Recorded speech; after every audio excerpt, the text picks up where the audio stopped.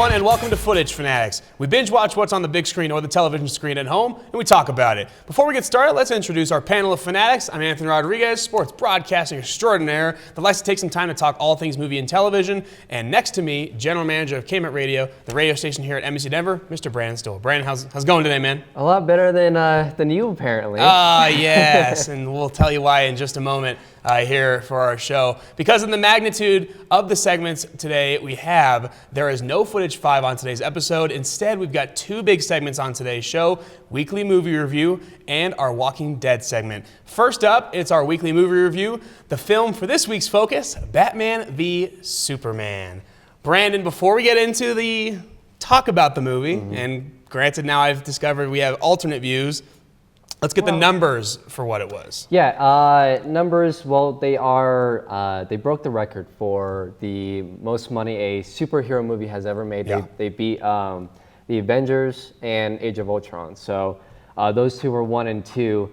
Domestic for Batman v Superman over the weekend was $166 million, and then international was $254 million. Worldwide ended up being $420 million. That is actually ranked 4th all time for opening weekend for any movie, behind obviously Star Wars, Jurassic World, and Harry Potter, Deathly Hallows Part 2. Yeah. So I mean, of course it beat big the Marvel. for them. Of course it beat the Marvel movies out. All right.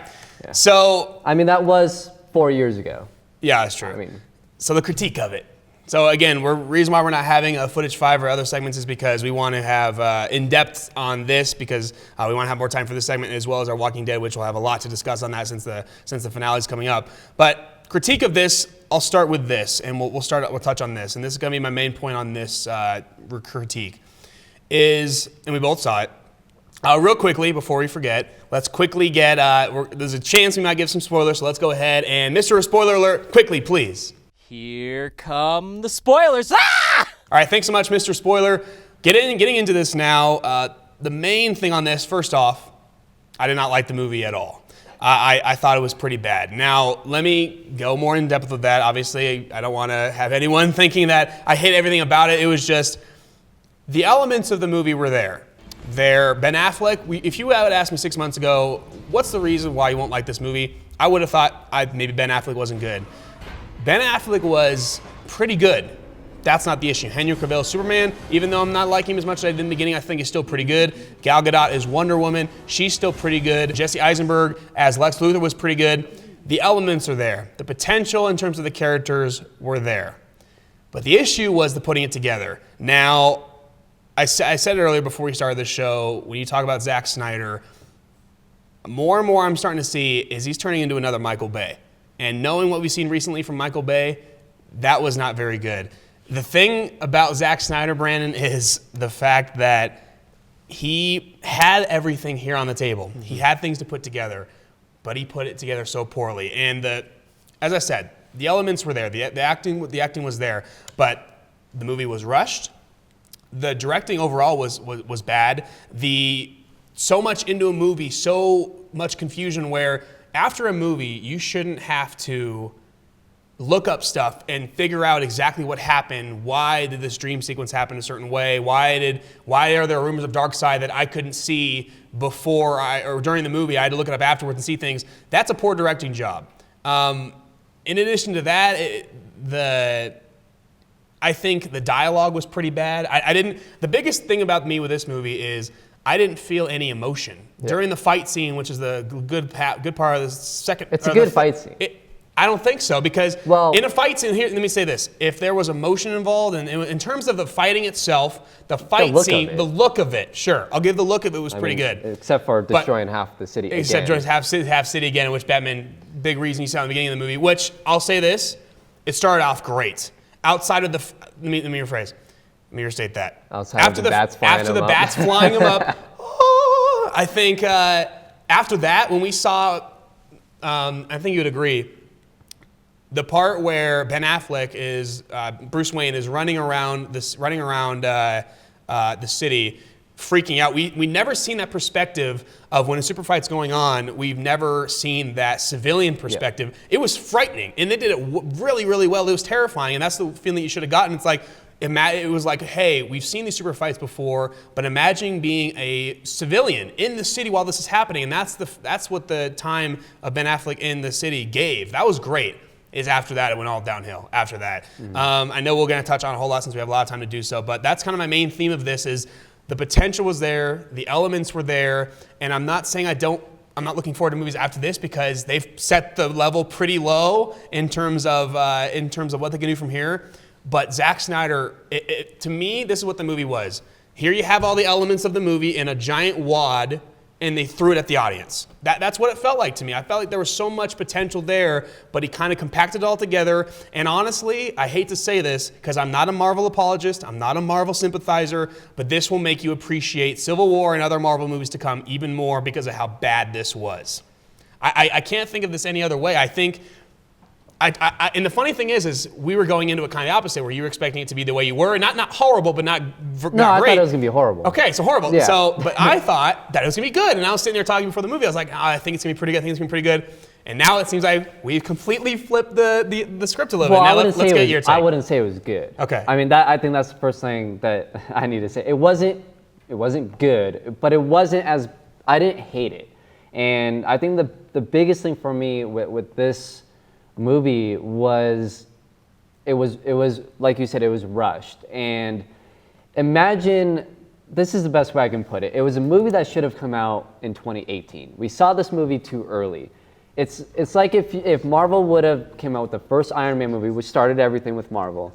Well, technically, I mean the whole kind of, but Iron Man and then having Civil War come out right after Iron Man. I mean that's what it felt like. Instead of setting up each one of these characters, because if you think about it, Marvel, every time they've introduced a new superhero, they've had that standalone movie with that superhero first.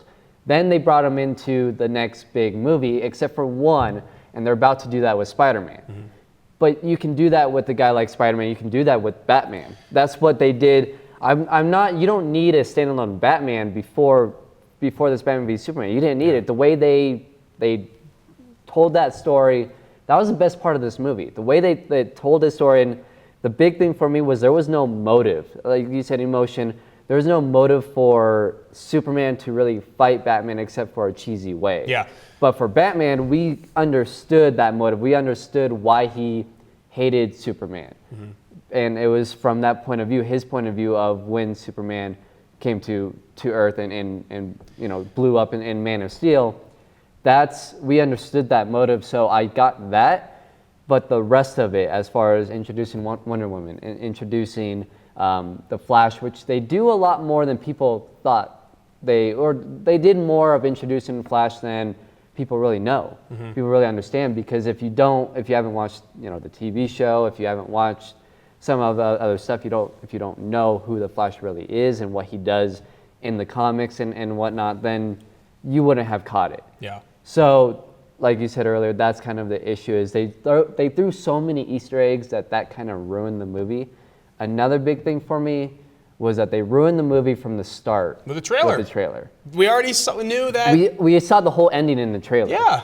I mean, except for one big thing in the ending that I don't know if we want to talk about. Spoiler alert, but we'll save that. We won't do that one. But we saw, as far as Doomsday. Saw it all. And there was nothing there for us. Right. There was nothing new except for one thing. Yeah.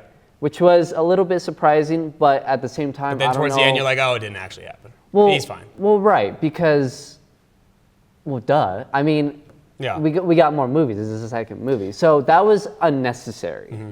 But other than that, we saw the whole ending, and that was really ruined by that trailer. Let me backtrack for a second, because going into this, I thought it's a bold move to do this movie without the standalones, because we already got a standalone Superman. It is. But to me, it didn't work. No, that's what I was going to say, is it's a bold move to do it, but you better do it right. And it wasn't done properly. I don't know if you can do it right. Especially I think you can. Well, the thing is, we got a standalone Superman. For a 2.5-hour movie? That's what I'm saying, is there wasn't enough You need it 3.5 hours, but then the movie's too long. Yeah, you can't do that. And it felt long already. And that's what I'm saying. It's a bold idea to do it. And if you did it spot on, it still would be edgy, but it'd be like, okay, you did it pretty good. But they didn't even come close to the expectation of what you want to do if you make a bold move. No perfect way to do it. And that's why I came into this movie thinking it was going to be bad, because I didn't understand why they were rushing into this. And I get they want to catch up to Marvel. I get that. But if you want to catch up to Marvel, the right way to do it is to do it right. Do it the right way. And to take it not necessarily too slow, because we've seen the whole Batman story. That's what I said. We didn't need a Batman standalone, especially with this movie. I thought this was really Batman's movie, Sure. to be honest. But you Which was needed, weird. which was weird. But I like that they did that, because that's what I was worried about. I was worried about, we've seen Batman stories so much, but it's tough for certain audience, for kids. I mean, who haven't really seen Batman's story, or that type of thing. That's what I was nervous about. They showed it. I like that aspect of it, but The Flash, we needed a standalone movie for The Flash, especially what they did. If they didn't do what they did with The Flash in this movie, then you had to look fine. up. By the way, you had to look up I had to look up the dialogue. I think I had heard a good portion of it. But you had to look up what did he say when he came through and talked to Batman. When he was talking, see, I knew right away as I was seeing it what they were trying to get to. And we're like, listen, am I early? You have to really listen. What is he saying? Yeah, if you haven't seen the movie, you'll know when it comes. But when they do it's not a flashback. It's more of a flash forward. Flashback. I mean, it was more. I mean, it was a dream. It was a dream sequence, pretty much. Right. And but it was real though. It was in his dream, but Flash was really coming. The Flash was. I don't know if I. Do we want to get into, because this is spoiler. I mean, because this is where they're going for future movies for the Justice League. This is where they're going. Or the Justice League. I saw Justice League 2. Yeah. It's gonna be 2 with this whole Darkseid stuff. Right. If you don't know this Darkseid stuff, I mean, Darkseid is gonna play a role in this. The issue is he's Thanos of DC. That's what I read too. If you don't know that Darkseid's part of this, you don't know by the movie. You see his logo, which I didn't see until the screen grab later on. Yeah, like the Easter eggs, but I didn't. You have to. The reason when you look at this movie as a whole, you can't. When you try to analyze a movie for what it was, you can't think of the lore of it. You can't think of what it was supposed to be. You can't think of what you read after and apply that to the movie itself. When you're analyzing a movie and critiquing it, you analyze the movie for what it is, not what it was supposed to be, not what the lore of it, not all that behind it. For the movie itself, the things that were left out, the way that it was put together. It just wasn't good because of what we saw. What it was supposed to be, again, what was supposed to be, the lore of it, and reading after the fact, sure, the concepts of it comes together a little bit more in your mind, but that's not the movie. That's not what we saw. It makes you understand it more, but the understanding didn't come from the movie. It came from after what they want to do. And I understand what they want to do. I understand what they tried to do. Because that just makes they weren't able to do the potential that was there for this, and it just came together so poorly. But again, it comes to that, we need to catch up to Marvel. We need to do what they've been doing because their movies have been so good. Yeah. But you got to also remember, just Marvel, pace it yourself. The Avengers was what, up. the 5th, 6th movie? Yeah, they did it timely. Didn't we have 2 Iron Mans? Yeah, 3. Was the 3rd one before the Avengers? I can't remember. I think so. No. It was after. Yeah. It was after. But yeah, but still, Iron Man all of 1, these, 2, all of these movies. Thor, the Hulk. Hold on. One thing that attests to this 2 Captain Americas, is that right? at the end of each of those movies, there was a character talking about the Avengers. Like that just plays the fact that how it shows the buildup. Mm-hmm. It shows the key word and the biggest difference between Marvel and what we're seeing from DC is development. And there was such a lack of with DC. Well, even right now, Marvel, if they really wanted to, they didn't have to come out with the Ant-Man standalone because he's not a big part of the Avengers. But they did so much into to introduce him and so that when it comes to Civil War, when you see Ant-Man, oh, that's who he is. Now, they didn't do it with the Black Panther and Spider-Man. And those are the ones that exactly later on. And you have to know those are the ones that are acceptable to come after. Yeah. Because we're like, but they're a big part of the story, too, because they're fighting over those two. But with Black Panther, like, after the fact, you go, okay, I've seen the glimpse of him, but he's not a big enough character so we have to have the standalone before, but it becomes a big enough character so where you want the standalone after. Right. That's how it works with how Marvel's done it, and they've done it so beautifully. And the funny thing is we'll finish on this note, Marvel will love this movie because it'll make fans appreciate Marvel movies so much more, and the development and the buildup that they've done, Marvel loves this movie because they are just like, thank you, because you're going to make the fandom grow even more so, and now the gap is more evident than ever Well, we only have to before. wait a little bit over a month till Civil War, Boom. and it will. So Batman vs Superman, easy, forgettable. It will destroy it. And I mean, to me, like I said, I came into this movie thinking I was gonna hate it. I didn't hate it. Out of 10. Out of 10, you know, walking out of the movie, because I did say to you right after the movie that was pretty bad. Yeah. And after I thought about it and talked about it a little bit more, I would say walking out, I was 4 out of 10. Now I'm gonna say I'm 6 out of 10. So in other words, DC, if you need Or like a someone to play 5.5. DC, if you need someone to play a Two-Face, you got him right here. You got him Well, right here. but I mean, I'm giving it a 3. 3. It's the opposite of what Star Wars was for me. Yeah. Walking out of the movie, I was like, okay, 10 out of 10, 9 out of 10, whatever. Now, 8 out of 10. After you think about it, and I was hoping for that. After it digests. Didn't do the same as Star Wars. I tried to digest it. Still bad. Still bad in my mind. All right. I mean, it's still. I didn't hate it. It's still. It's like it's not. So bad. It's in that Brandon, middle. it's so bad. Where, I mean, it's. It's so bad. Okay. They did it badly. We got to move on. Wasn't All right, a bad we're going to take a quick break here on Footage Fanatics. Coming up next segment, we're going to talk about Walking Dead and have some fun time talking about Walking Dead. It's going to be awesome because the season finale is coming up soon. So stay with us.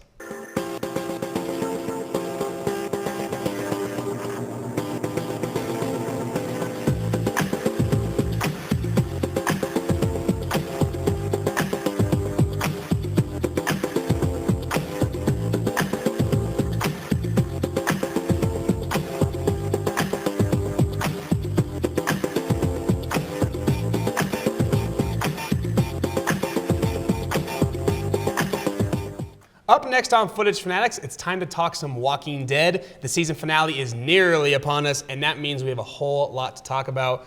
Brandon, 1 episode left. We got the 90-minute special coming up.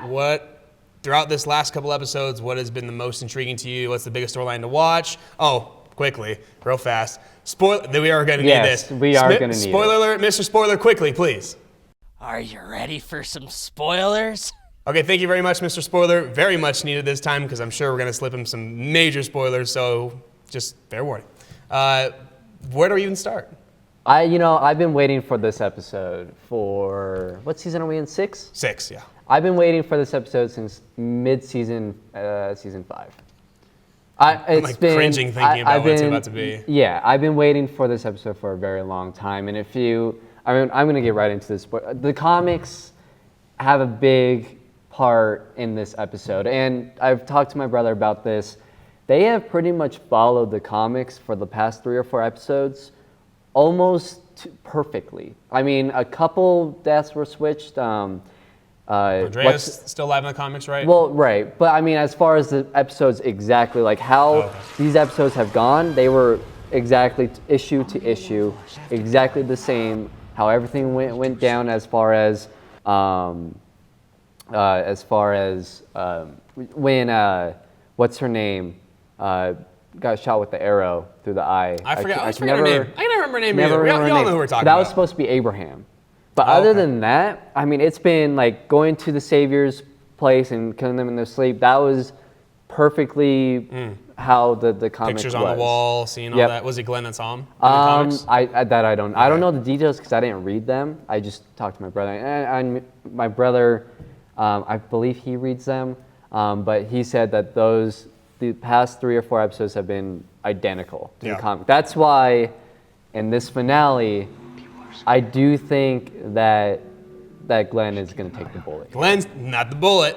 The Lucille. giant. That's what he calls it. What's he call it? It's a bat with barbed wire around it, and then he calls it Lucille.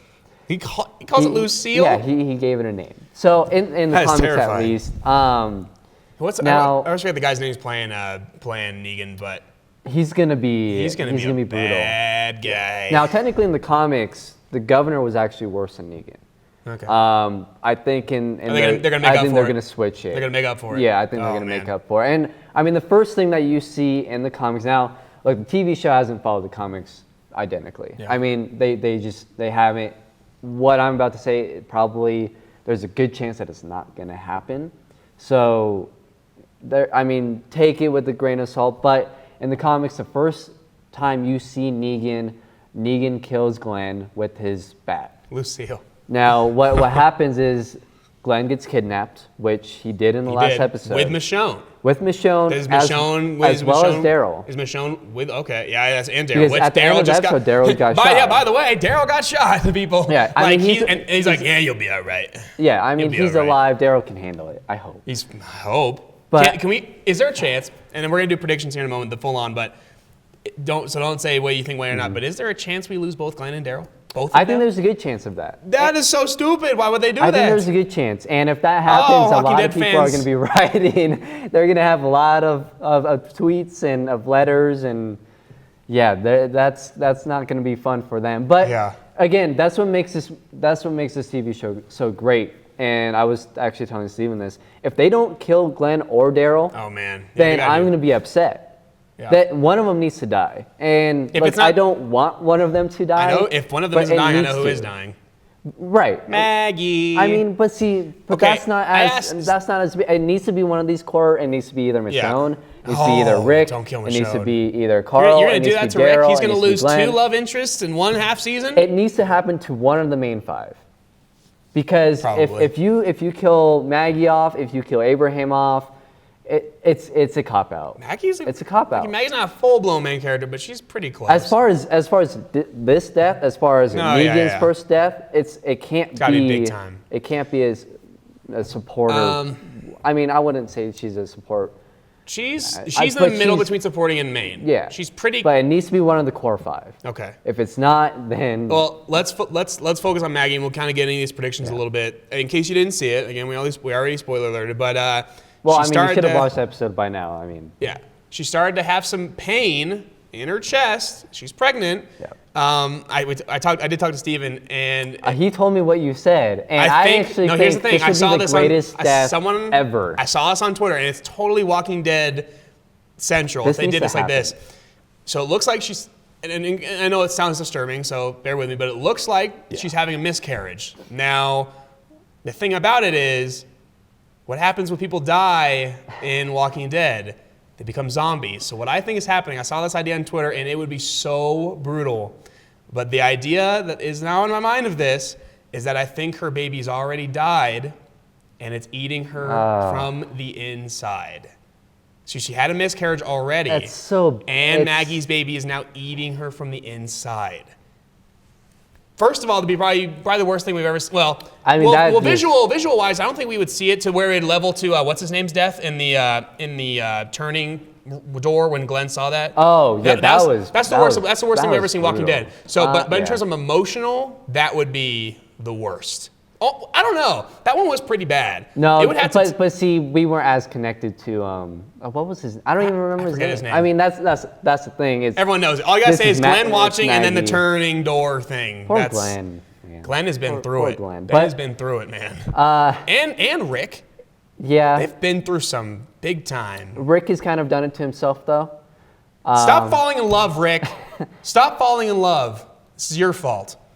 Well, I mean, it is his fault. But he's so heartless now, too. I mean, to a point where, I mean, you saw in this last episode, the guy laying on the ground, pretty much bleeding to death. I mean, Rick just killed him. Yeah. Like nothing. Like the dude's like trembling in death. Yeah, and that conversation that Rick had with Morgan saying, Morgan told him that it will catch up to you, and Rick said, no, it won't. It's already caught up to Rick. I think he's past that part already. Yeah. Now, it can catch up to him again, but especially if he loses someone. And, I mean, this finale could be part of that with how brutal Negan is. Yeah. Because, like I was saying in earlier in the comics, he kidnaps Glenn, and actually the Hilltop crew, they actually told Glenn, Rick what they did. The first time that they saw Negan, he killed someone. In front of him. What out of the guy in front of him? Yeah. And in the trailer, is everyone gonna see that? Well, in the trailer, you did see Negan standing there with Lucille, and you could see to the top of someone's head. It was dark hair. Oh no! So it can either be Daryl or Glenn. So we don't know. Okay, here we go. Death predictions. Who's getting it? Who's not? Well, let's go through this real quick. So we know Michonne's captured, Yeah. Daryl's captured, Glenn's captured, Rosita's captured, and Carol. She's missing. Well, Carol's missing. Carol's missing. I do think that Carol is gone. You think Carol's gonna die? I think she's dead. I think that needs to happen at this point. I think it's been a little too long with her story. It's getting to that point where it's like either she needs to die or she needs to get over it and just get back to being what she was in the prison. Because I'm getting sick of the going back and forth with Carol. So I think something needs to happen. I think Carol's dead. I think she's gonna die in this episode. Now I'm going off the cusp with the main one. The way, and I don't know if you or someone mentioned the fact that we've seen, or no, felt this, it's almost like, you ever see that picture where like like one person's reaching for the other and the other one's reaching, like they're getting farther and farther away? That's the feeling I've gotten with Daryl all season long. I think I think Carol's biting the dust, and I think Glenn lives. I think Daryl will die and Maggie will die. I think Carol's gone because first of all, I wanted to. I'm kind of done with Carol at this point. Daryl, it's just that feeling. It would be weird to go backwards from that feeling. It feels like he's already off the edge. He's off the ledge in terms of us keeping Daryl. I think the feeling, it would be weird to have him stick around, judging by the way he's acted, the enemies he's made, the people he's killed. At this point, it would feel unnatural for him to remain. So I think Daryl is going to bite the dust. I think Glenn almost does, but maybe something happens where it'll feel like we're about to lose Glenn, but we won't. We've lost Glenn like 5 times. We've lost Glenn a lot. I mean, we thought we lost Glenn already. Glenn should be dead. Glenn was surrounded by hundreds of zombies. It was under a guy that was getting eaten, and he lived. Don't know how. Well, not 9. He has like 20 lives. So really quickly, death predictions for you. What's happening? Well, Carol? If you didn't watch The Talking Dead, who's real quick, they did say who the guest is next week, which is weird that they did it. Tell me. I don't even know. They said that it was going to be Norman Reedus. Okay, Daryl. If he was really dying, would they do that though? But see, that's what's throwing me off because in most... Or are they expecting you to be thrown off and it's actually true? Well, when someone dies, usually they're on The Talking Dead right after. Special guest. But they say, exactly, they say special guest. They don't say who it is because that gives it away. I feel like they're trying to mess with us. And that's going to be Glenn. And I have a feeling it's going to be Glenn. Okay. And the main reason with that is because I feel like this is too big of a thing that happens in the comics to let go of. And I think more people would be, Steven told me this and I agree, I think more people would be upset if Daryl died than Glenn. Oh yeah. And we've already seen Glenn pretty much die so much that I guess you could argue the same thing. It feels like he should be dead too. Exactly. But it feels like this is how he's supposed to die. And if someone like Glenn or even Daryl, this is how they need to die. And this is one of the best ways to die. Is the tease for it the fact that Maggie now has her comic book hair? It's like, hey, we're about to go real comic book on you. It's Glenn. I think so. And look, they're not always going to go with the comic book. They rarely do that. This big of. But this one, look, Carl got his eye shot. Yep. You know, he lost his eye. That happened in the comics. Now it happened pretty much at the exact time that it was supposed to happen. Big things like that, they follow. Now, one thing that they haven't was Rick got his hand cut off by the governor. Mm-hmm. But they said that was too tough. Hands. Yeah, that was too tough to deal with as far as making the TV show. Yeah. It's easy to do in the comics. That they didn't feel comfortable doing the TV show. This is something where the big things that have happened to the big characters, they followed. And that's why it has to be, to me, it has to be Glenn. It better be one of the two, though. Unless it's Michonne, which I don't think, because when you can see the top of that person's head, it's either Daryl or Glenn. Yeah. I mean, it could be Carl. Yeah. I mean, Carl wouldn't be bad for that to happen to Carl, but it has to be Daryl or Glenn. Yeah. It just... Well, I'm excited. This is going to be a dang good season finale. Well, it's come time to end this week's episode of Footage Fanatics. Make sure you subscribe to Footage Fanatics on YouTube. Like us on Facebook at facebook.com/Footage Fanatics. After this. Follow us on Twitter at Footage Fanatics. We will need therapy after this. And, of course, head on over to footagefanatics.com. See you next time.